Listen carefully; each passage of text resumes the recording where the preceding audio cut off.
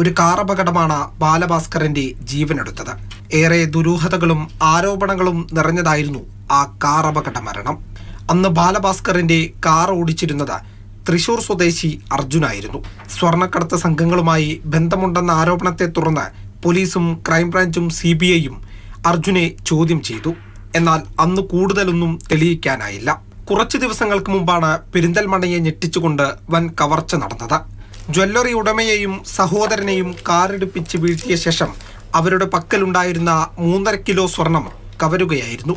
കേസിൽ പിന്നീട് പിടിയിലായ പ്രതികളിലൂടെ പോലീസ് വീണ്ടും അർജുനിലെത്തി. പെരിന്തൽമണ്ണയിൽ വെച്ച് സ്വർണം തട്ടിമടങ്ങിയ സംഘത്തെ ചെറുപ്പളശ്ശേരിയിലെത്തി മറ്റൊരു കാറിൽ കൂട്ടിക്കൊണ്ടുപോയത് അർജുനായിരുന്നു. കഴിഞ്ഞ ദിവസം പ്രതികളെ അറസ്റ്റ് ചെയ്ത സമയത്ത് അവരുടെ കയ്യിൽ നിന്നുള്ള ഇൻഫർമേഷൻ ഉണ്ടായിരുന്നു. പോയി എന്ന് പറയുന്ന മുതലുകളിലെ ഓൾമോസ്റ്റ് ഒരു നല്ലൊരു ഭാഗം നമുക്കിപ്പോൾ സീസ് ചെയ്തിട്ടുണ്ട്. അപ്പോൾ ആക്ച്വൽ കണക്ക് നമുക്ക് പോയതിൻ്റെ കിട്ടുന്നതിനനുസരിച്ച് ഇനി ബാക്കി ഉണ്ടോ എന്നുള്ളത് കൂടുതൽ പ്രതികളെ കിട്ടിക്കഴിഞ്ഞാൽ അറിയുള്ളൂ. ഉണ്ടെങ്കിൽ അതിൻ്റെ അന്വേഷണം നടത്തുന്നുണ്ട്.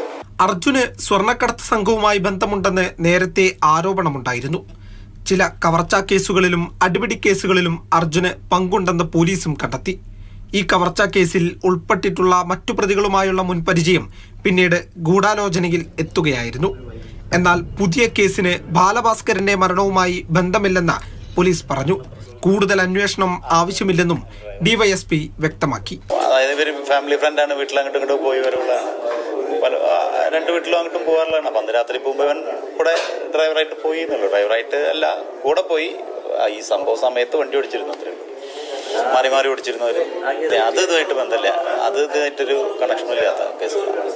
13 പ്രതികളാണ് പെരിന്തൽമണ്ണ കവർച്ചാ കേസിൽ ഇതിനോടകം അറസ്റ്റിലായത്. മാതൃഭൂമി ന്യൂസ്, മലപ്പുറം.